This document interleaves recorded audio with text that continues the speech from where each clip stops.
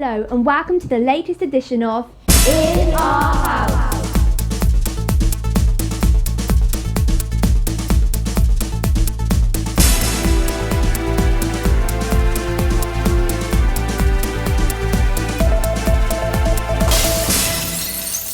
Now believe it or not, but AJ has been reading the newspaper. Well, yeah, I have. And as you can see, guys, Birmingham might just have the new tallest building soon. What do you guys think is the tallest building at the moment? Is it Rotunda? Maybe the BT Tower. Yeah, that's probably taller. Yeah, I don't know. Well, there's only one way to find out. TNT investigates. Have you ever wondered which is the tallest building in Birmingham? Well, back in the old days, building like this used to be the tallest. But nowadays, we've got this,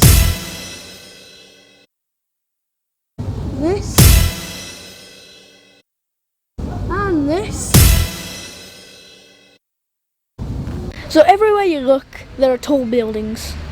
From this location, you can see not one, not two, but three of the tallest buildings in Birmingham. This is Cleveland Tower, which is one of the two towers in Holloway Circus. These two blocks are 90 metres high, which are the tallest residential buildings in Birmingham. So this is Beetham Tower, the home of the Radisson Hotel. The Radisson Hotel is 130 metres high, which is about 427 feet. The Rotunda stands at 81 metres, which is about 266 feet high. It used to be an office block, but now is a residential. The BT Tower was built in 1966. It was 152 metres tall. That is roughly 498 feet high. This is a stunning view. We're at Franklin Beaches and we can see everything. The whole of Birmingham. This is definitely the best site we've ever had. Joseph Chamberlain Clock, known as the Birmingham University, was built in 1909, 100 metres and 328 feet. This enormous building is the Queen Elizabeth Hospital. In third place is the Alpha Tower. Number 2, it's the Radisson, also known as the Beetham Tower. But at number 1, the tallest building in Birmingham is the BT Tower.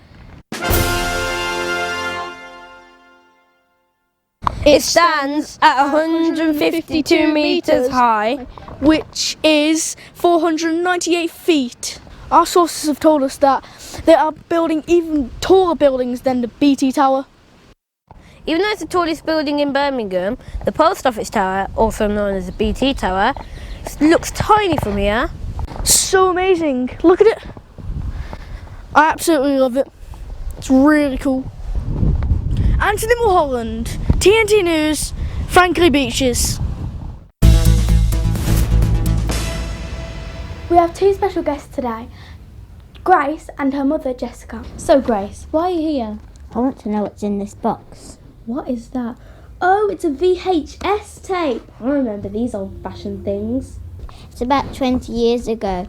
My mum's on it when she was my age. Your mum was on TNT 20 years ago. That's right. It's this old disc that my mum did, and I'm not able to watch it. But with the wonders of modern-day technology, we can watch it now. Ah, but what's on it first? It's about this tightrope walker called Mr. Blondin. He walked on a tightrope over Edgbaston Reservoir. No doubt you've seen the new sign welcoming people into Ladywood, which is hanging from a statue of Blondin. Well, who is Blondin and what's he got to do with Ladywood? TNT found out. It's a famous statue of the tightrope walker Blondin. When it was first erected, we made this film to explain what he did. We did some filming by the church because it would have been there in Victorian times, but this truck and the vans would not have been. We also had to make sure that we did not get any modern buildings like the flats on our film. Modern day noises were a problem.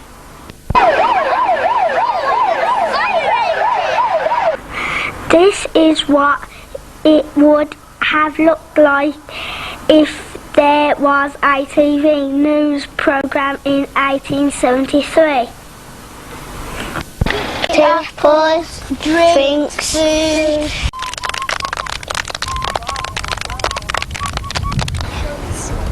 Apples, penny each. Can I have one, please? About 3,000 people turned up at the reservoir, but they became bored as they had to wait for over 3 hours for the tightrope to be fixed in precision.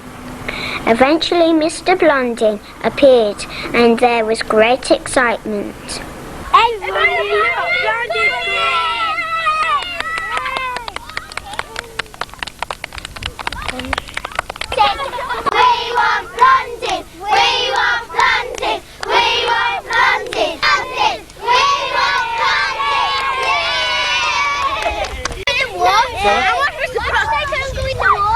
The walk began with Blondin balancing on a rope 70 feet above the ground.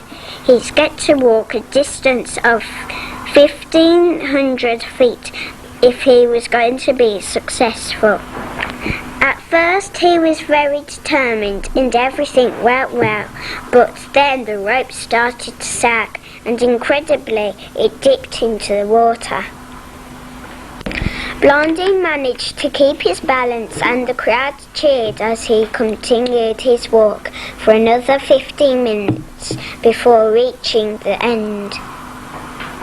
This is what the Birmingham Daily Gazette said. At one stage he sat down at the rope and then did a sharp trot until he arrived in the middle of the pool. The rope sagged under the water at a distance of about 2 feet 6 inches in the centre of the lake. Here he proceeded cautiously as the water covered his legs.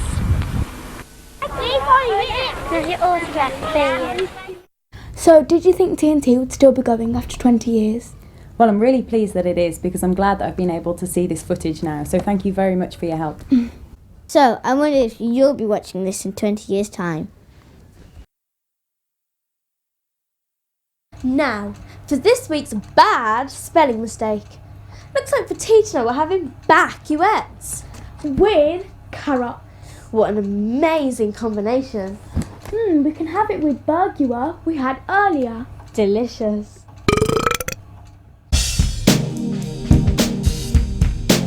Here we are at Centenary Square for the Veterans Day event. Earlier this week, the Walk of Heroes was unveiled. Good morning everyone, welcome to the city centre, and today it gives me great pleasure to start the unveiling of our first hero from this city.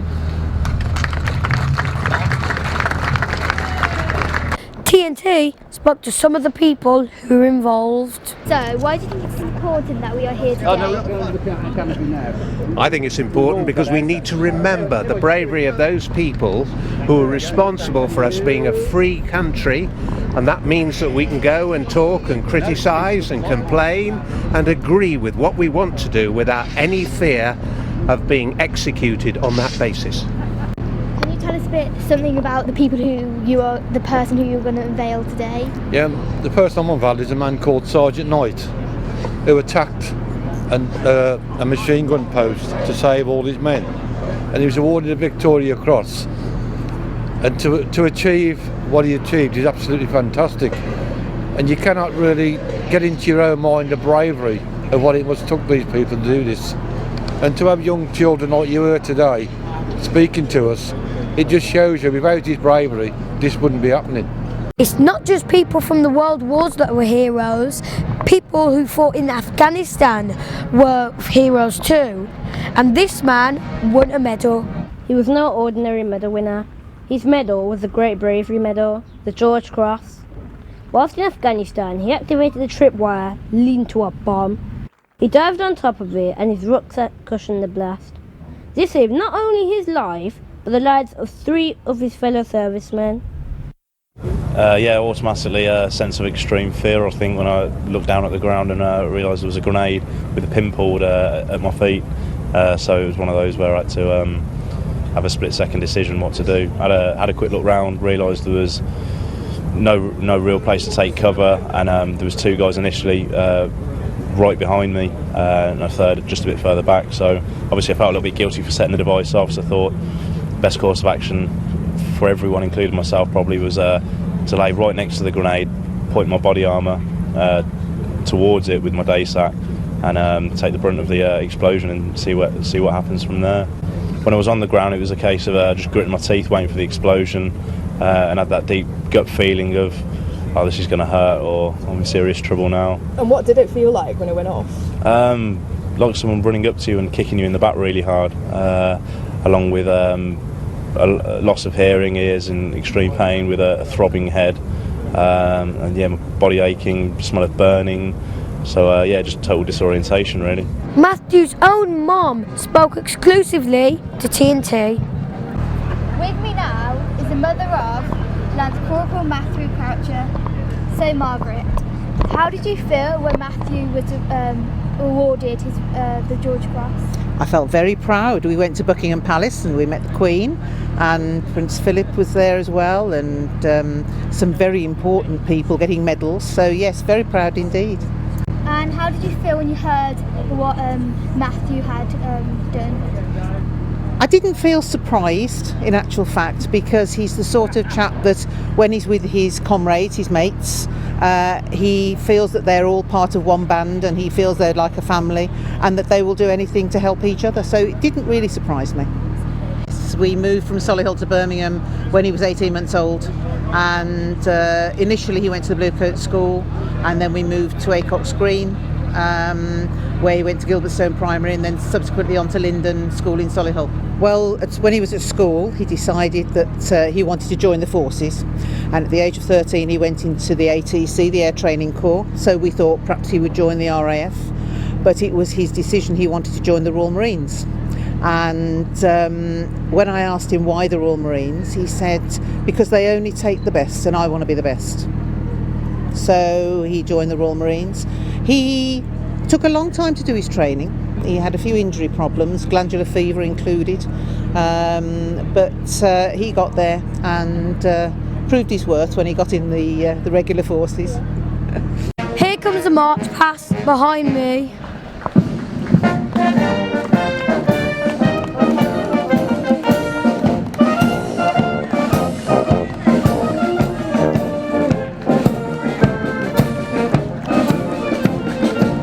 And now, here come the Sea Cadets.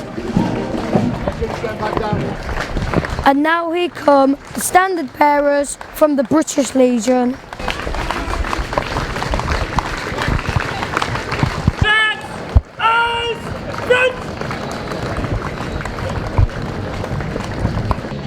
We hope you enjoyed our coverage of the Armed Forces Day.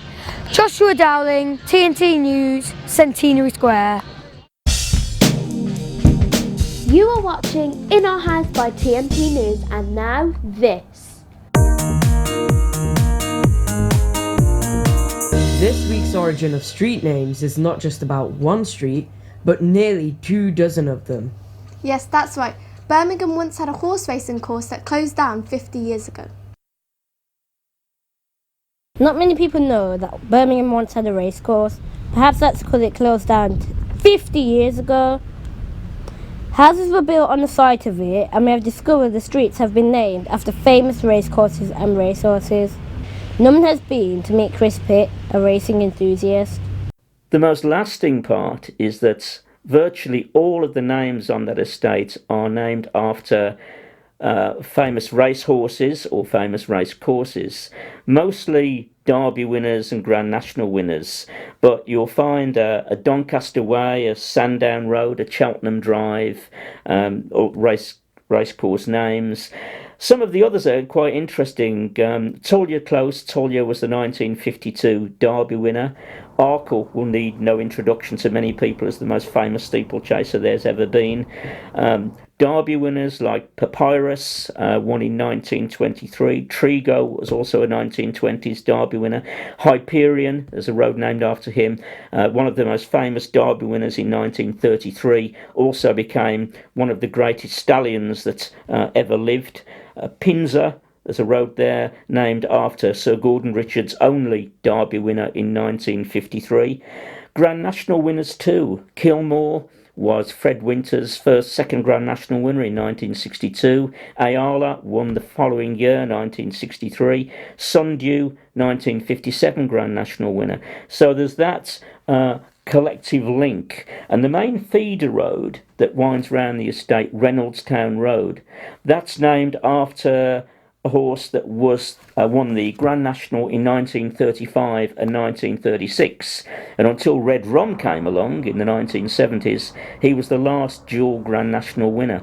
Won in 1935, ridden by Major Noel Furlong, and 1936, ridden by Fulk Warwin, who himself went on to train Grand National winners. So that's the legacy behind Reynoldstown Road and the other roads, cul-de-sacs and what have you, that exist on the Bromford estate. If you know where to look and you go to Tolya Close, you can find the remains of the old paddock there.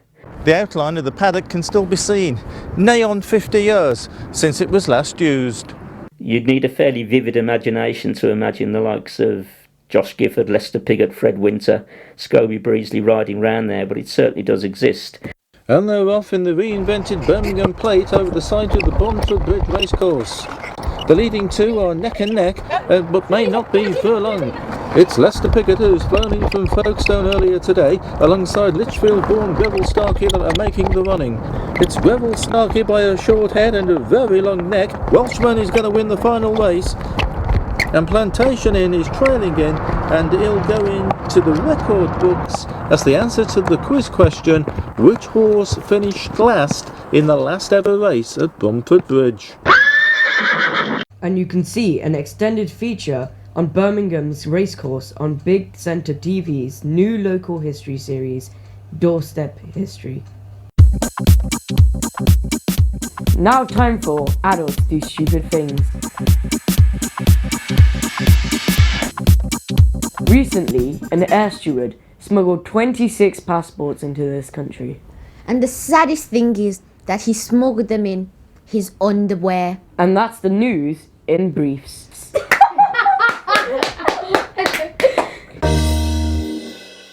The Sainsbury's Athletics competition have been taking place at Birmingham's Alexander Stadium. TNT was there. The day was opened by a popular England medalist known as AA by his teammates. He spoke exclusively to TNT.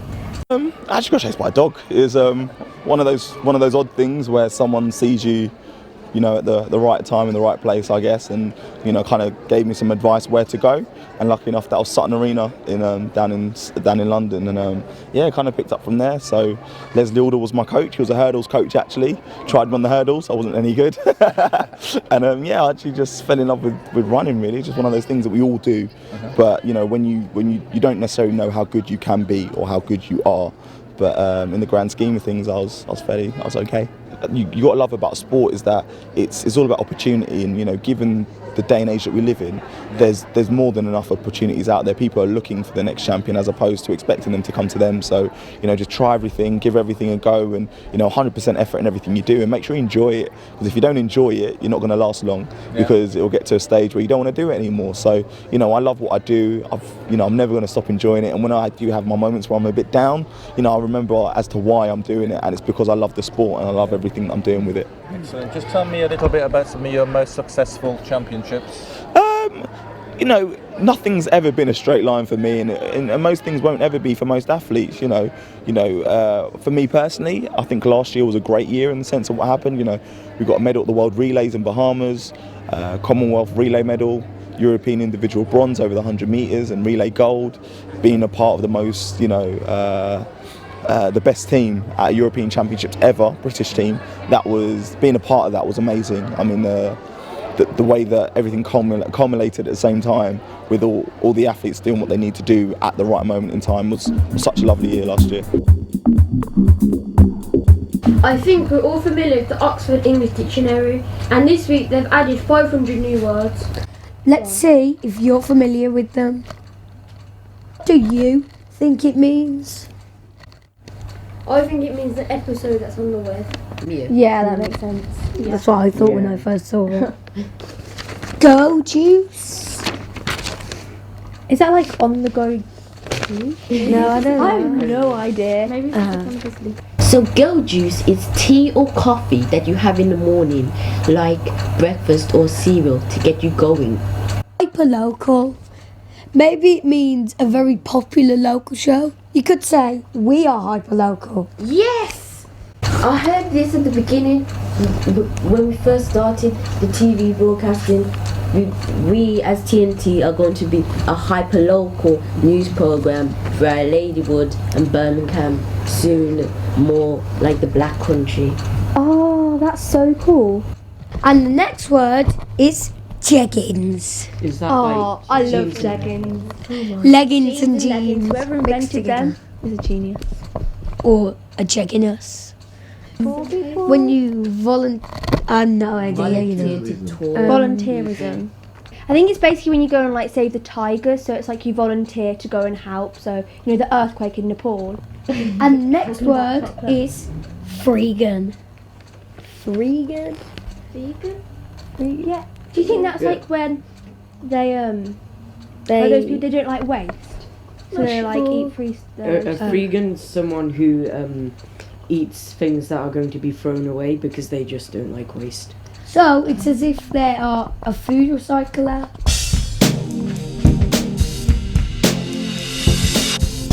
You're watching In Our House from TNT News. Thanks for joining us. This is the 12th show and the end of the second series. But don't worry, we'll be back in the summer holidays with repeats of other previous episodes. And we'll be back with new episodes in September. Yay! So, what's your favourite story of this series? I enjoyed the council house clock. That was quite good to watch.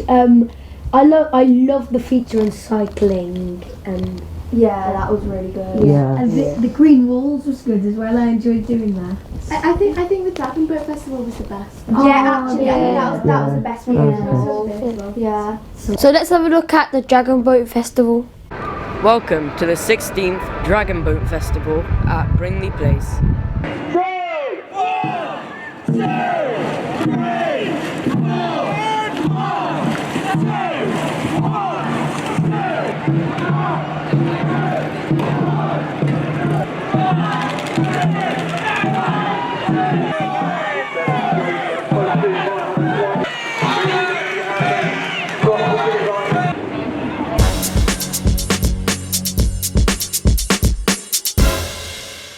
And now it's time for this week's Creature Feature, Which we filmed.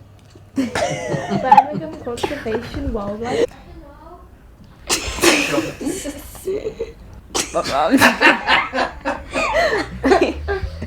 And this, I know something's coming, so I stop. I can sense it. Hello and welcome to Coffee Works on. Okay, which we filmed at Birmingham's Wildlife Conservation Park. Correct. 3, 2. Is it just me? Oh, okay. Now for the latest in our series on oranges. I've got origins. This building off Broad Street This building off Broad Street, which was I keep saying was. And our first report is about was one of the 5 portraits that was unveiled at the ceremony today, and Joseph. 3, 2. And now it's time for this week's creature feature, which we filmed. Goodbye and thanks for watching. And don't forget, if you have a new story to tell us, you could be on the next series of In Our House. So guys, that was very good.